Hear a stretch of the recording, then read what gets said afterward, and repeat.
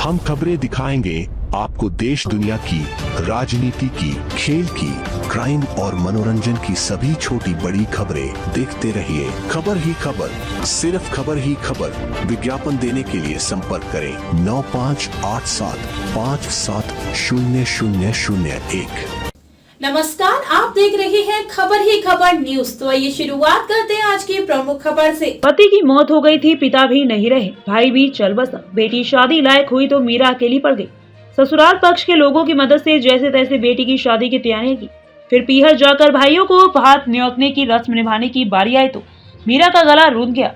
आंखों से बस आंसुओं की धारा ही बहती रही, क्योंकि मीरा के मायके में भात न्योतने की रस्म निभाने वाला कोई नहीं था। ऐसे में मीरा अपने मरे हुए भाई की कुटिया स्थान को तिलक लगाकर भात न्योत कर ससुराल लौट गई। मीरा को लगता था कि पिता व भाई जिंदा नहीं हैं, तो उसकी बेटी की शादी पर भात लेकर मायके से कोई नहीं आएगा। मगर मीरा का अंदाजा गलत साबित हुआ। वजह उसके मायके के गांव वालों ने जो कदम उठाया वो मिसाल बन गया। पूरा गांव मीरा के घर उसका भाई बनकर भात भरने पहुंच गया। जिसने भी यह भात देखा वो यही कहता रहा कि जिस तरह से नानी बाई रो मायरा भरने खुद भगवान श्री कृष्ण आए थे, वैसे ही भगवान की भूमिका आज मीरा के गाँव वालों ने निभाई है। दरअसल सोशल मीडिया पर चर्चा का विषय बना यह भात राजस्थान के हनुमानगढ़ जिले के भादरा उपखंड के गांव नेठराना से भरा गया है। भात में मीरा को 7 लाख रुपए नकद व 3 लाख रुपए के गहने और कपड़े उपहार स्वरूप भेंट किए गए हैं। गांव नेठराना के लोगों के इस कदम की हर कोई तारीफ करता नहीं थक रहा है। वहीं पूरे गांव को भात भरते देख मीरा की आंखों से भी आंसू निकल आए, मगर इस बार के आंसू उसे इंसानियत व अपनेपन का एहसास करा गए। हुआ यूं कि भादरा के सबसे बड़े गाँव में एक नेठराना की मीरा की शादी हरियाणा के सिरसा जिले के गाँव जानवाड़ा बागड़ में हुई थी। 2 बेटियां पैदा हुई, फिर पति की मौत हो गई। इधर मायके में मीरा के पिता जोराराम बेनीवाल का भी निधन हो चुका था। इकलौता विवाहित भाई संतलाल गांव में ही पंजाबी बाबा की कुटिया में रहने लगा था और यहीं पर वो भी चल बसा। मीरा की 2 बेटियां हैं। एक बेटी की 15 मार्च 2023 को शादी हो रही है। शादी से कुछ दिन पहले मीरा अपने मायके में भात न्योतने की रस्म निभाने आई थी।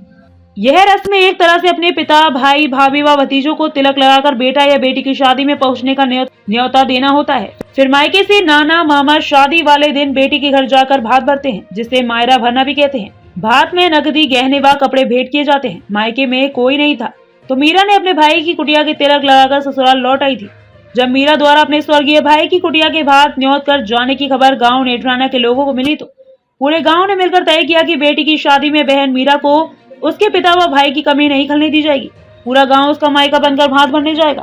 फिर गांव नेठराना से सैकड़ों ग्रामीण, महिला, पुरुष व बच्चे भात भरने मीरा के घर हरियाणा के गांव जांडवाला बांगड़ पहुंचे।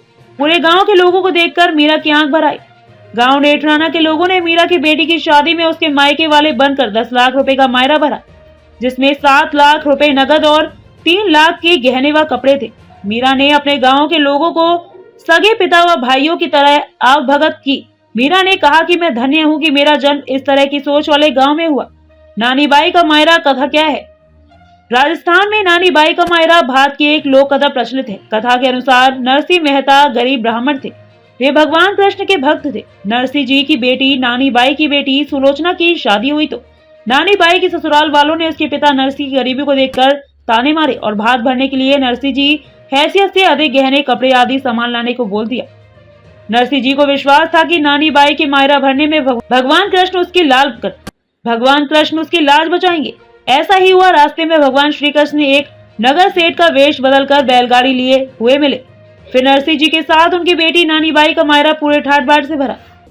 खबरों में अब तक के लिए बस इतना ही। फिर होगी मुलाकात किसी खास खबर के साथ। तब तक के लिए नमस्कार और देखते रहिए खबर ही खबर न्यूज।